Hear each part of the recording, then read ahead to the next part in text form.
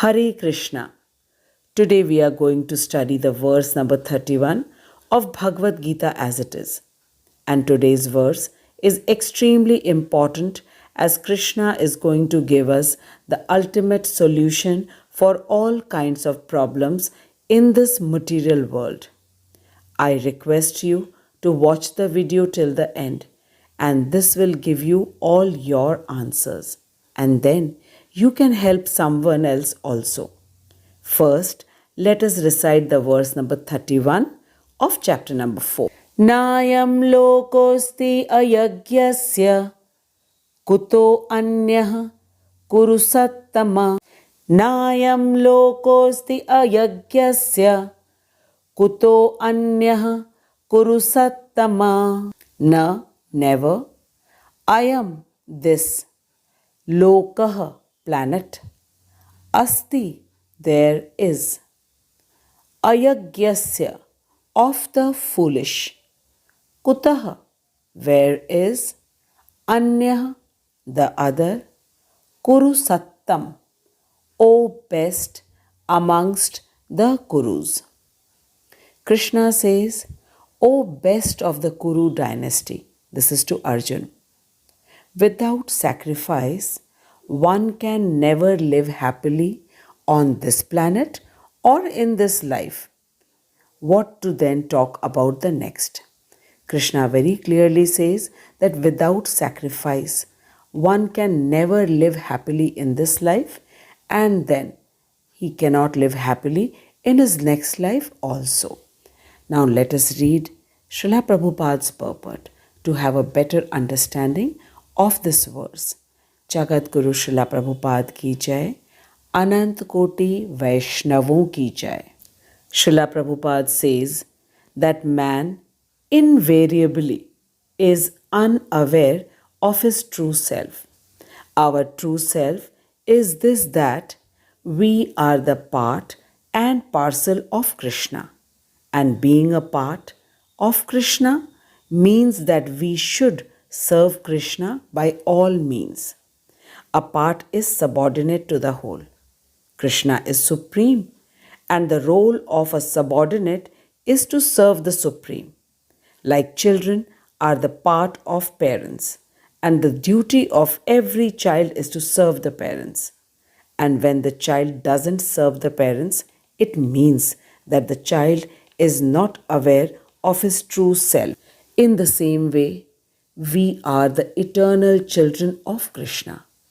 And if we do not know about it, then it is not proper. Srila Prabhupada says that in other species of life, like the water beings or the birds, trees, four-legged animals, or the crawling creatures, they can never know their true self and can never serve Krishna, though they are also a part of Krishna. Now a question arises that when all the living beings are a part of Krishna, then why are we here in this temporary material world and facing so many problems and difficulties? In answer to this, Srila Prabhupada gives us a beautiful analogy of a bank cashier. The job of a bank cashier is to count the money and deposit in the bank. Suppose one day, while counting money, he quietly keeps some cash in his pocket. Then what will happen to him? He will be caught and sent to jail for the act of thievery. All the problems in the life of this cashier started with a sinful thought. Had the cashier been satisfied with his salary and continued to serve the bank sincerely, then everything would have been fine with him. But all the problems started with a sinful thought which landed him to jail. Similarly, all of us were with Krishna in Golok Vrindavan Dham, and being his part, we were lovingly rendering our services to Krishna. But then a thought arose in the mind that why can't I independently enjoy? And why should I serve Krishna? This sinful thought brought us to this material world into different species in 84 lakhs of species, which has fishes, birds, insects, four-legged animals, plants and trees. This material world is just like a big jail where the prisoner gets the required amount of food, clothes, and shelter, but they are deprived of independence, which means the prisoner cannot get out of the jail till he completes the term of his punishment. Same way, we all are getting here food, clothes, shelter, but are unable to come out of the circle of the 84 lakhs of species and are continuously suffering with the pain of birth, old age, disease, and death. Now, we might think that the world seems to be so beautiful, and where is the suffering? But if we see everyone around us, be it in any species, these four things are common in every species. And it is not at all a very pleasant experience for anyone who gives birth and one who takes birth.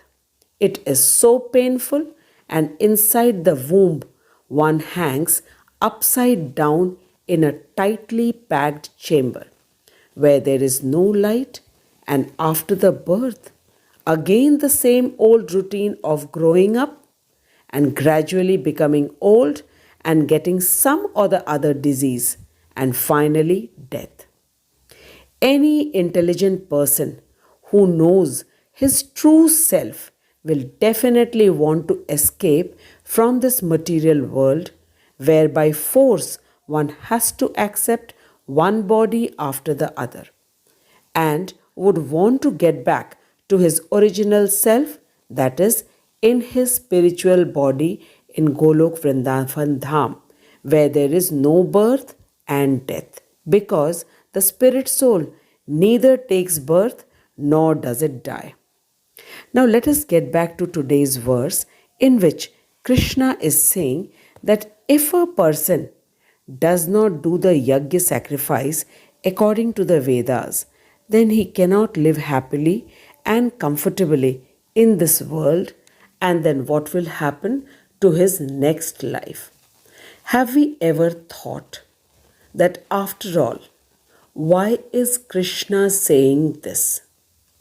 The reason is this, that he loves us eternally and unconditionally. And this is why he is showing us the way to get back to him where there is no suffering at all. Srila Prabhupada says that the human life is the only escape from the vicious cycle of 84 lakhs of species.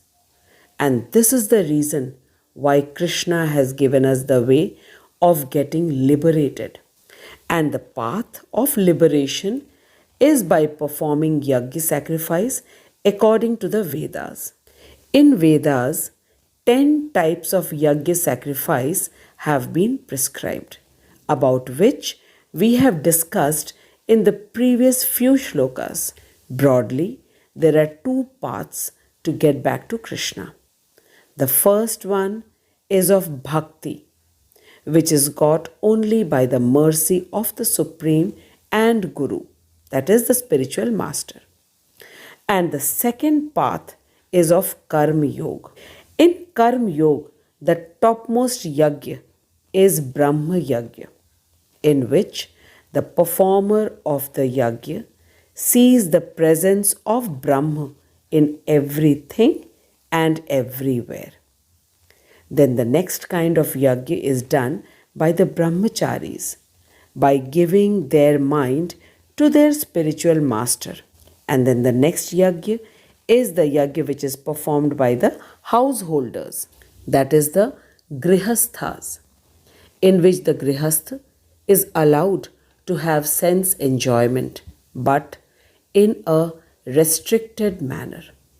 For this, in the Vedas, the provision of marriage is there. Marriage takes place only in the human society and not in the animal society. Then the other kind of yajna are the yajna done by the impersonalists or nirakarvadis who want to merge in the divine effulgence of the Supreme Brahman. Then there are four more varieties of yajna sacrifice like the Dravya Yajna, Tapo Yajna, Yog Yajna, and Swadhyay Yajna. Just in case you have missed out watching the previous videos, then please do watch for the detailed description of all these yajna. Now the most important question is this, that why so many types of yajna is mentioned in the Vedas. So the answer is this, that all humans are of different thought process and they have the choice to choose any one of the yajna according to their varnashram and perform yajna and live happily. And by doing yajna, the demigods will also be pleased, and then the demigods will supply sufficient amount of rainfall. And with good rainfall, good crops will grow. Cows will give milk sufficiently well. And this is how man will lead a happy and comfortable life. And once the basic need of food is fulfilled, then the person can satisfy his sense in a regulated manner. And by controlled sense enjoyment, one can gradually elevate to the level of getting liberated from this temporary material world. This entire process of liberation is achieved by following the Vedic injunctions, where for human beings 4 steps are prescribed, which is dharma, arth, kam, and moksha. When the Vedic yajna is done, it means dharma is followed because Vedas have appeared from the breathing of the Supreme Krishna. And when yajna sacrifice is done properly, then all kinds of food items are produced in abundance, which automatically improves the economic status. And when everyone's basic need of food is fulfilled, then the sense enjoyment is permitted in a controlled manner. And for this, the institution of marriage is in human society. And with restricted sense enjoyment, one gets elevated to moksha or liberation from this temporary material body and becomes eligible for higher enjoyments in the heavenly planets. Srila Prabhupada says that the provision of dharma, arth, kam, and moksha is only for humans. But a devotee does not aspire for heavenly planets for better enjoyment. Rather, his aim is to get back to his original form and serve Radha Krishna in Golok Vrindavan Dham. I am sure that we all have properly understood the feelings of Krishna and also the reason that why Krishna has given us Bhagwat Gita by coming himself and then by sending his personal associate Srila Prabhupada to explain to us Bhagavad Gita word by word as it is. Now we must understand the importance of our human life and should not waste it only by doing a better kind of sense enjoyment than other animals. In today's verse, we have clearly understood that all the scarcity of food and the other problems is because people have stopped performing yajna sacrifices. This is like living a life in ignorance. and an ignorant person is bound to be sinful. And because of the sins, a person is unable to enjoy his present life. And when he is unable to enjoy his present life, then how can he enjoy his next life? Srila Prabhupada says that we may keep on trying many ways to solve the problem of food, but Krishna has clearly said in Bhagwat Gita, chapter number 3 and verse number 14, Annadi bhavanti bhutani parjanyad anna sambhavah यज्ञात् भवति पर्जन्यो यज्ञः karma samudbhavah. Krishna says that all living bodies subsist on food grain which are produced from rains. Rains are produced by performance of yajna, and yajna is born of prescribed duties. So very clearly Krishna has said that all the living bodies, they sustain on food grains, and food grains are produced from rains, and rains are produced by the performance of yajna, and yajna is born of prescribed duties. That means according to our varnashram dharma, when we do the prescribed duties, then definitely it is yajna, and with the proper yajna, then rains happen, and then with rains, good grains grow in the field. Then in verse number 15 of chapter number 3, Krishna says, Karma Brahmodbhavam Vidhi Brahmakshar Samudbhavam Tasmat Sarvagatam Brahma Nityam Yagye Pratishtitam. Srila Prabhupada always says that whenever this word tasmat comes, we have to be very alert, because now Krishna is concluding. Krishna says that the regulated activities are prescribed in the Vedas, the regulated activities for the human beings. And the Vedas are directly manifested from the Supreme Personality of Godhead.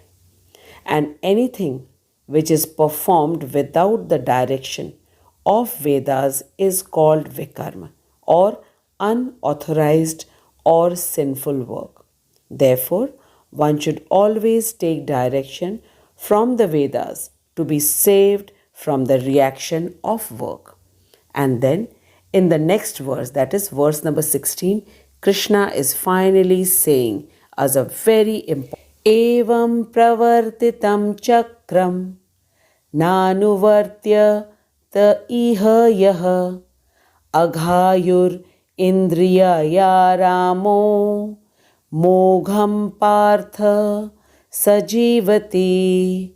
Krishna is saying, my dear Arjun, a man who does not follow his prescribed Vedic system of sacrifice certainly leads a life of sin. Krishna has clearly said that the people, those who do not follow the Vedic injunctions, that means the yajna which is prescribed in the Veda, they are leading a sinful life.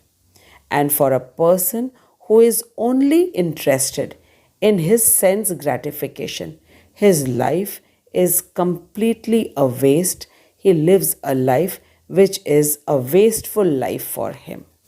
Now we might think that a person who is interested in sense gratification, why is his life a sinful life, or why is his life a complete waste?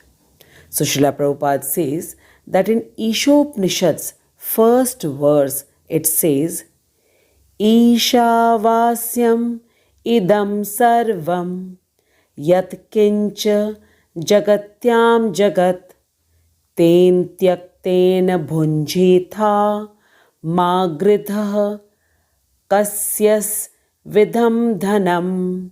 It means that everything, either movable or immovable, in this creation, it eternally belongs to Krishna and is meant to give Krishna pleasure.